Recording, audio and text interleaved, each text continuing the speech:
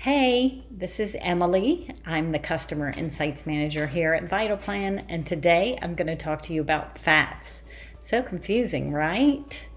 We've heard there's good fats and bad fats, but that can be confusing. Why do we need fats anyway? Well, fats are essential in the formation of healthy cell membranes, among many other bodily functions. So we need to have some fats on board.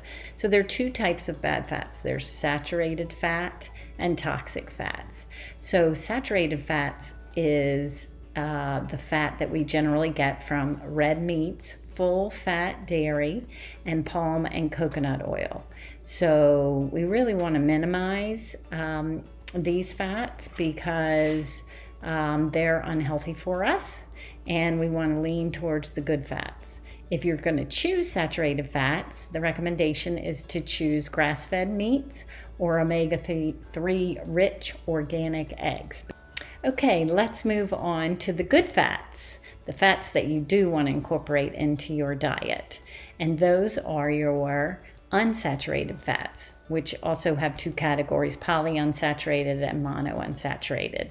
Typical unsaturated fats are ones that you've probably heard about. Those would be your olive oils, your nut oils, avocado oil, the omega-3 oils you get from salmon. Those are examples of the good fats that we want to include in our diet. Now, when I am choosing a fat to use when I'm in the kitchen, I basically consider two things. I consider flavor and the smoke point. So when I'm considering flavor, it's pretty simple. What do I want my dish to taste like? So for example, extra virgin olive oil can certainly tolerate the 350-degree oven, but do I really want my banana bread to taste like olives? Not really. So I'm probably going to choose an oil that's lighter in flavor. So that might be a light olive oil, or it might be a canola oil or an avocado oil.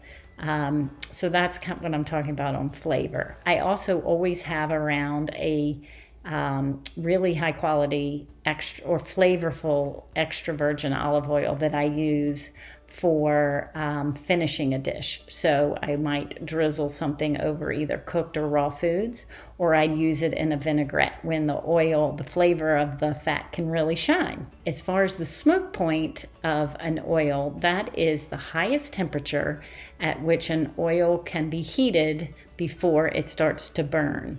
And when it does burn, it turns into a toxic fat. So we don't want to overheat our oils.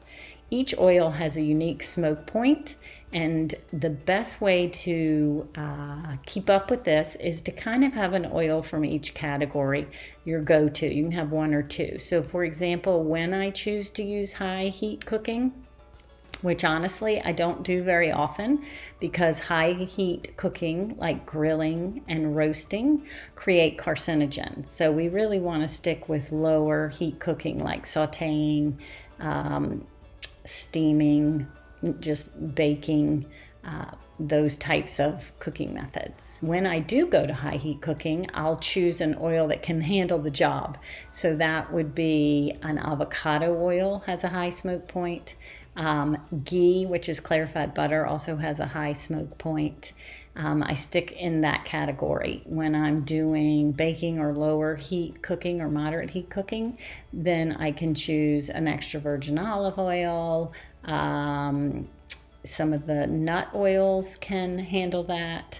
So I stick in that category. The lower heat cooking oils would be something you use to just finish a dish. For example, flaxseed oil does not do well when heated, so I might add that to my oatmeal to get some good omega-3s and enjoy that creaminess of the flaxseed oil. In summary, on our chat about fats, you want to minimize your saturated fats.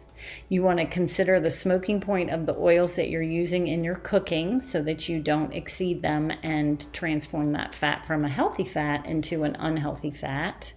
And you want to consider the flavor of the food which you're cooking so that the fat contributes in the way that you want it to the flavor of your food. I hope that helps clear up a confusing topic. Happy cooking!